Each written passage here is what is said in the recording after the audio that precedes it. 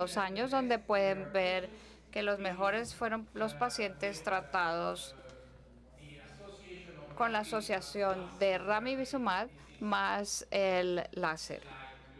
Esta es la línea que tenemos azul clara. El otro fue el Ranibizumab más el láser pronto. La primera información entonces es que donde quiera que se haya utilizado el Ranibizumab, el anti-VEGF, se obtenían los mejores resultados. No hay ninguna comparación con los otros. Pero también hay otra información disponible, estas gráficas. Esta línea amarilla son los pacientes tratados con triamcinolona y como pueden ver, en el corto plazo, 24 semanas, o sea, 6 meses, hubo resultados similares de triamcinolona comparada con Ranibizumab. Entonces, en el corto plazo, esta fue, creo que la experiencia que todos en nuestro consultorio, cuando tratamos pacientes con triamcinolona, los resultados eran muy buenos, pero desafortunadamente justo después comienzan a mostrar la aparición de cataratas y por esa razón la agudeza visual disminuía. Solo después de la cirugía, la agudeza visual comenzaba a mejorar nuevamente. Primera información, la mejor Ranibizumab asociada con láser, sea inmediato o no, mejor un láser después de los 6 meses. Pero también la triamcinolona mostró buenos resultados, pero desafortunadamente solo con seguimiento a corto plazo. Estos son los resultados a los 2 años. Como pueden ver nuevamente, los mejores resultados obtenidos cuando se inyectó Ranibizumab y esperando por lo menos 6 meses al tratamiento con láser. Pueden ver la reducción del grosor de retiniano se obtuvo con este tratamiento y los otros no fueron tan buenos comparados con este. Este es el resumen de los resultados. Ranibizumab más el láser mostró 10 letras más al inicio, 2 líneas de mejoría en la agudeza visual, Ranibizumab más el láser pronto, 7 letras, pero mucha menos mejoría obtenida por el láser solo, y esto era coherente con los resultados obtenidos a nivel del OCT en el grosor, donde pueden ver que la regresión máxima o la reducción máxima del edema macular se obtuvo utilizando el Ranibizumab más el láser. No hubo efectos secundarios importantes ni problemas importantes con el uso de los diferentes medicamentos.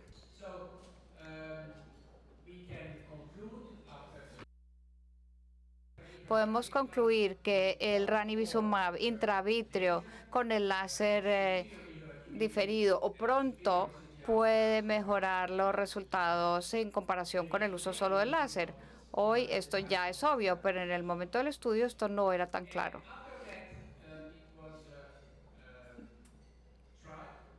Después se trató de evaluar a los pacientes después de un seguimiento mucho más largo. Tenemos un subgrupo de ojos que se observaron después de 5 años desde el inicio del estudio y ahora tenemos ya los resultados de esta evaluación. 5 años es un seguimiento bastante largo, como pueden ver, pero el número de pacientes que pudieron seguir o continuar con el estudio fueron solo el 69% y 61%. Muchos de ellos se perdieron en el seguimiento. Estos son los datos de los dos grupos y pueden ver que la distribución de los diferentes parámetros fue similar en los dos grupos. Esta es la diapositiva más importante. Creo que es la diapositiva que nos da información importante para nuestros pacientes. La información principal es que podemos decirles a nuestros pacientes no teman la frecuencia de las inyecciones.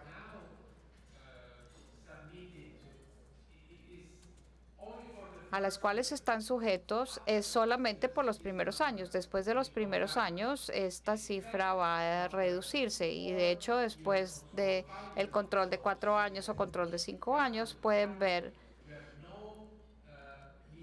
que cesa la necesidad de más inyecciones. Así que a los pacientes les podemos decir, por favor, consideren que durante los primeros años vamos a tener 8 o 9 inyecciones. En el segundo año el número va a reducirse a 2 o 3 y después hay una o dos o ninguna inyección más.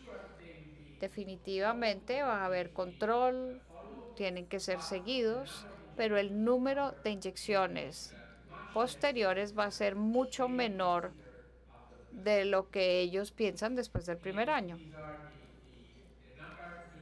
Estos son los porcentajes de ojos que no recibieron tratamiento con láser antes de la visita el chequeo de los 5 años, y estos pacientes fueron asignados al láser pronto que no mostraron ningún caso y 56% lo mostraron en el otro grupo. Esta es la agudeza visual, son las líneas de agudeza visual en donde pueden ver que estos ojos siempre mostraron una mejoría importante en comparación con el inicio. Y en esta parte del estudio no recibieron ninguna inyección. Esta es la información que hay que darle a los pacientes para que se sientan tranquilos y seguros. Y este es el resultado del grosor retiniano, donde pueden ver que hay una mejoría importante después de un seguimiento a muy largo plazo. El cambio en la agudeza visual después de 5 años, nuevamente, son 10 letras más que cuando se hacían solamente las inyecciones. Estos son 165 la reducción del grosor retiniano. En endoftalmitis, un evento no tan común, y este es uno de nuestros pacientes donde podemos ver el patrón típico de un paciente con edema macular asociado con retinopatía proliferativa. Comenzamos con nuestras inyecciones. Después de una inyección desaparecen los vasos, pero miren, esta es isquemia retiniana que estaba presente y sigue similar. Lo que regresó fue la filtración alrededor de los vasos, el número de microaneurismas, y estos son los parámetros que la escala de TDR considera cuando dicen tienen una disminución de la retinopatía. Pero la isquemia retiniana sigue ahí, sigue idéntica a lo que era antes. Entonces, en conclusión, los ojos que recibieron ranibizumab con láser pronto o diferido pueden mantener la visión, la ganancia en visión después de los 5 años de seguimiento, y después del tercer año el número de inyecciones es muy baja. El láser diferido puede requerir más inyecciones en el término de 5 años para poder lograr los mismos resultados y por lo tanto puede generar mayores costos. Muchas gracias por su atención.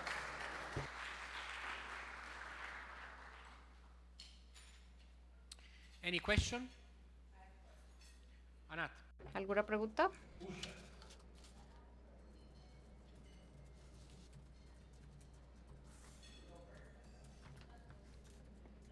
Tú primero. Gracias. Los mensajes que debemos llevarnos de su presentación acerca de los datos del protocolo I son que uno puede relajar la vigilancia o la supervisión. ¿Sería una declaración razonable disminuir ese esfuerzo después del tercer año? No, mi idea era transferirles a ustedes este sentimiento que tengo, y lo que yo siento es que cuando uno habla con sus pacientes después de 2, 3 o 4 inyecciones, comienzan a decir, ay, doctor, yo no puedo vivir de esta manera para siempre. Ahora ya les podemos decir, no se preocupe, va a ver que el número de inyecciones va a disminuir y después de 3 años a lo mejor ya ni siquiera necesita inyecciones. Definitivamente van a tener que ser controlados y seguidos eternamente, pero la necesidad de las inyecciones, que es lo que ellos sienten que es algo aburrido, no es igual en un seguimiento a más largo plazo. Mirando el primer simposio de la mañana, en donde todos reconocimos que muchos de los pacientes de estudios clínicos tienen un perfil diferente que aquellos que llegan a que son enrolados en ensayos clínicos, y también porque una tercera parte de los pacientes se perdieron en el seguimiento. No sabemos qué iba a suceder o qué sucedería. Mi preocupación es que esto podría dar un falso sentido a esta seguridad y podríamos reducir los programas de seguimiento, porque mi experiencia en el Reino Unido, cuando hemos reducido la tasa a la cual revisamos estos pacientes, repentinamente aparecen con nuevos vasos. Y cuando miramos hacia atrás, encontramos que la isquemia retiniana siempre había estado ahí, se vuelve no característica. Hay un síndrome de retinopatía sin características y repentinamente hay proliferación de nuevos vasos con hemorragia. Y esa es una preocupación. Sí, definitivamente, estoy totalmente de acuerdo con usted, pero creo que uno tiene que diferenciar los pacientes que tienen nuevos vasos con retinopatía proliferativa de los pacientes que no tienen ningún neovaso y que no tienen mucha isquemia. El edema macular diabético nunca es algo urgente de tratar y los podemos tratar con tiempo, podemos hablar con ellos, podemos verlos al cabo de unos meses, podemos hablar con ellos acerca de qué hacer o qué no hacer. Y el punto principal es que definitivamente la retinopatía proliferativa diabética es una situación clínica totalmente diferente, y lo que yo trataba de mencionar o reforzar esta mañana es que la isquemia retiniana, que es la que causa la proliferación, no cambia por el abordaje anti-VEGF. Entonces, creo que estas dos poblaciones tienen que considerarse de manera diferente, y es la razón por la cual en este caso creo que uno puede hablar con ellos, puede tratar de hacer que se sientan más cómodos con las inyecciones.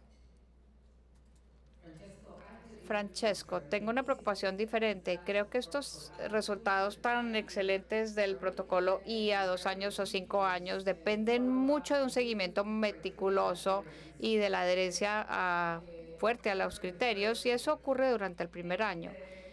Y la mayor parte de los centros en protocolo 1 y en protocolo I eran centros de excelencia en los Estados Unidos que podían hacer seguimiento muy de cerca a los pacientes y miraban que el criterio de retratamiento fuera adherente. A mí me preocupa que en la vida real rara vez ocurre de esta manera, incluso durante el primer año, por lo menos en mis pacientes y creo que alrededor del mundo. No es exactamente de esta manera. Ni los pacientes ni los médicos son tan estrictos en adherirse a las guías. Entonces creo que los resultados en la vida real no van a ser tan buenos como los que usted nos mostró en este ensayo. Bueno, los ensayos clínicos, como ustedes saben, siempre son diferentes de la realidad, y uno de los problemas que tenemos hoy es que aceptamos los ensayos clínicos de las compañías que están muy alejados de lo que vamos a poder hacer en la práctica clínica. Estoy totalmente de acuerdo con usted. Pero creo que en este campo específico, el edema macular diabético no asociado con la retinopatía proliferativa, si uno es capaz de hacer de 7 a 8 inyecciones durante el primer año, uno ya hizo la parte más importante de este trabajo. Y usualmente, cuando quiera que uno lo haga, se puede reducir el número de inyecciones posteriores, y también se puede utilizar un criterio de seguimiento aceptable para los pacientes. No soy tan pesimista en cuanto a la retinopatía diabética proliferativa en casos del edema macular diabético. Creo que el número de controles, el número de tratamientos que hay que hacer durante el primer año son suficientes para poder producir resultados muy buenos mirando hacia el futuro, y es el punto principal. Hay que ser muy agresivo al inicio del tratamiento. Después de eso, todo se vuelve más sencillo.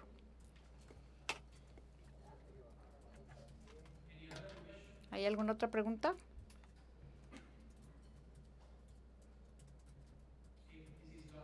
Bueno, si no, podemos seguir. ¿Quién sigue? Gracias.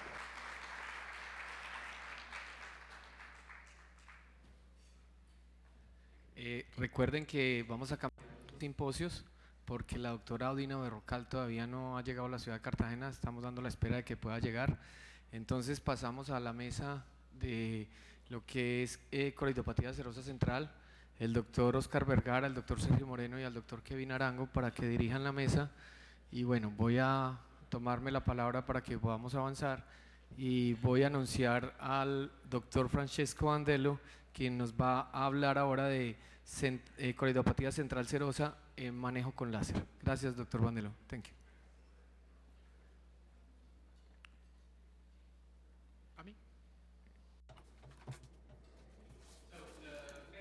Muchas gracias. Este tema tal vez sea ya un poco viejo,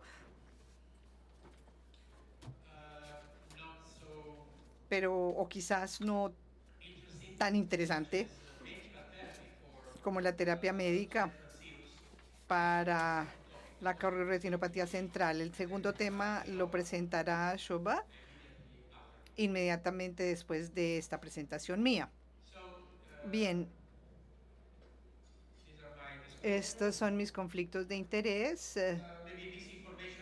Esta información puede ser útil para comenzar. La incidencia de la retinopatía central serosa es de 1 sobre 10.000 personas. La enfermedad se asocia con una pérdida de visión central, generalmente en hombres jóvenes, adultos jóvenes, que han pasado por algún tipo de estrés, problemas en la vida.